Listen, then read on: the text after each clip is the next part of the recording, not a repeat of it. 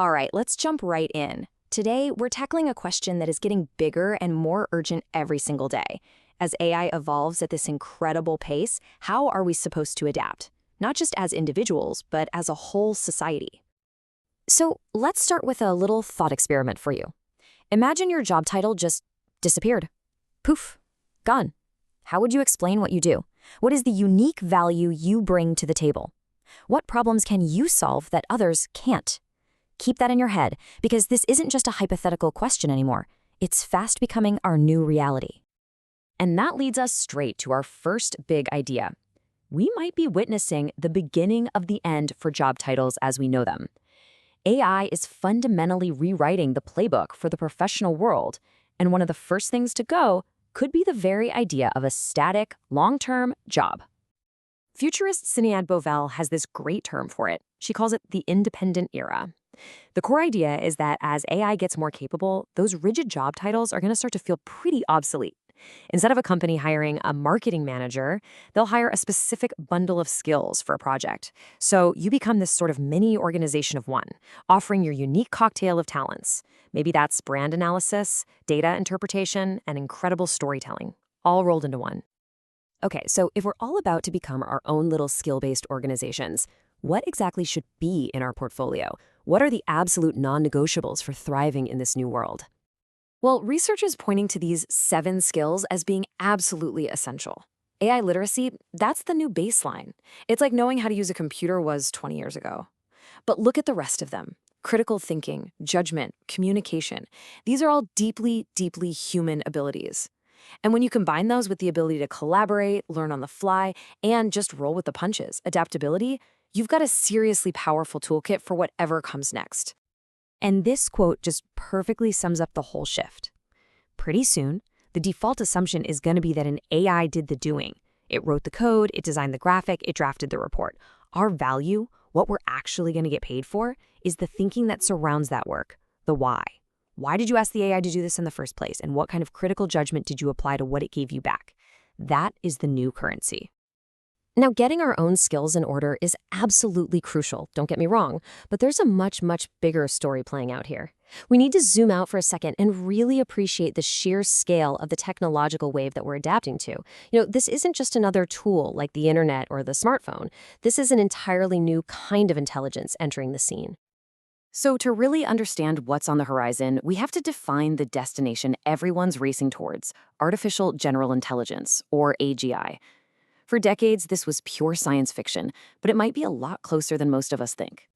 Google DeepMind co-founder Shane Legg has this really great practical definition. He calls it minimal AGI. And notice, this isn't about some superhuman, world-dominating genius, not at first.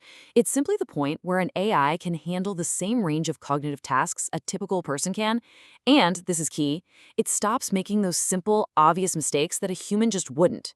Hitting that milestone alone will be a massive moment in history. And this really highlights the strange, almost paradoxical place we're in with AI right now. It's got this split personality. In some ways, it's already superhuman. It can speak more languages than anyone alive, its general knowledge is phenomenal, and it has perfect recall. But in other ways, it's still subhuman. It struggles with things a toddler finds easy, like learning from one experience and applying it to the next, or really understanding the context of a picture. This uneven, spiky profile is what makes its progress so incredibly hard to predict. But here's the thing. This is just the first step on the ladder. Once AI reaches that general human baseline, it's not going to stop there. Because unlike us, it can use its own incredible intelligence to improve itself, over and over, at a speed our biological evolution just can't touch. And that is the path to something else entirely, superintelligence. So why isn't our own intelligence the ultimate ceiling? Well, it all comes down to physics. Our brains are absolute marvels, but they're made of biological stuff, and that comes with hard physical limits. I mean, just look at this table. The difference between our brains and a potential AI running in a data center is just staggering. We're not talking about small improvements. We're talking about a completely different class of machine. The potential difference here could be as high as 8 orders of magnitude. Now that's a sciencey term, but it just means a 1 with 8 zeros after it, 100 million times the difference. To put that in perspective, that's like comparing the speed of a person walking to a spaceship traveling at the speed of light. Our biology, as amazing as it is simply not the upper limit for intelligence. And that brings us to this pretty jaw-dropping timeline from Shane Legg. He predicts there's a 50-50 chance we'll hit that minimal AGI by 2028. Yes, 2028. That's the baseline. Full AGI, where it masters the whole spectrum of human thinking, creativity, nuance, everything, that could follow just a few years after. And beyond that, superintelligence. Now, whether this timeline is exactly right or not isn't really the point.